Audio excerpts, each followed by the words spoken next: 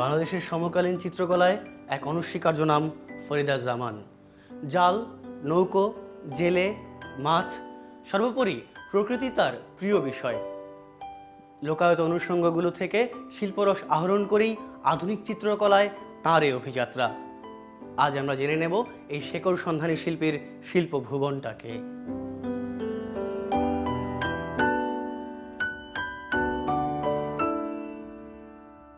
গবেষণা করে নিজস্বতা তৈরি করা, এই নিজস্বতা তৈরি মানে এটা কিন্তু জোর করলে হবে না।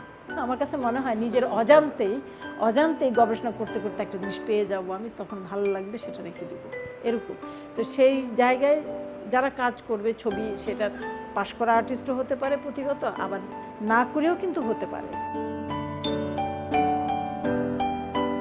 অনেক সময় অনেক কষ্ট পেয়েছি। এই জায়গাটা খুবই আনন্দের হওয়া উচিত ছিল, সেটা নাই, সব লোক দেখানো। আমিনুল ইসলাম স্যার বলতো মেয়েদের দিয়ে কিছু হবে না, তা আমি বলতাম যে স্যার দেখেন ফরিদা থাকবে। পড়তে গেলাম স্কলারশিপ নিয়ে, যখন গেলাম তখন স্যার বললো যে আচ্ছা তুমি তোমার সেই জিদ ধরে রাখছো, মানে অর্থাৎ আমি স্কলারশিপও পেলাম, কাউকে কোনো ড্যাশিং পুশিং নাই। টুকরো টুকরো, যেমন নবী স্যার আমাদের ক্লাস নিতেন ওয়াটার কালারের।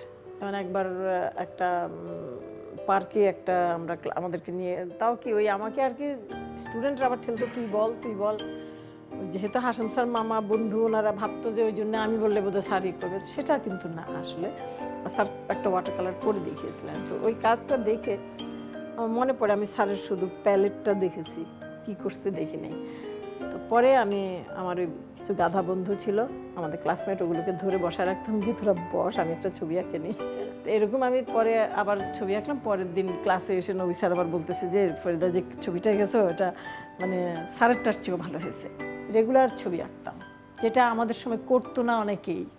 হ্যাঁ, আমাদের সিনিয়র শাহাবুদ্দিনরা ছিল, ওদেরকে দেখতাম ভালো কাজ করতো, অটোমেটিকলি আমার ভিতর একটা ছিল যে আর্টিস্ট হব না কি হবো জানি না, আমি কাজ করতাম।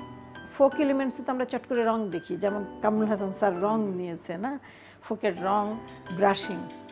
আমি কিন্তু সেটা নেইনি, আমি লাইন নিয়েছি, যদিও লাইনটা আমি খুব বাস্তবের সাথে মিলিয়েছি। যেহেতু আমি একাডেমিক ধারায় শিখেছি, আমাকে কিন্তু একটু ইন্টেলিজেন্সই ইউজ করতে হবে, এটা অটোমেটিকই আসতেই হবে ইন্টেলিজেন্সই। এটা ওই লেখাপড়া না করলেও আসবে, যে গবেষণা করে তার আসবে, আর যে পড়ে তারও হবে। তো এই ইন্টেলিজেন্সির জায়গাটা আমাদেরকে বোধহয় ধরা দরকার। এটা এখনকার প্রজন্মের একটু গ্যাপ আছে মনে হয় অনেকের মধ্যে আর কি।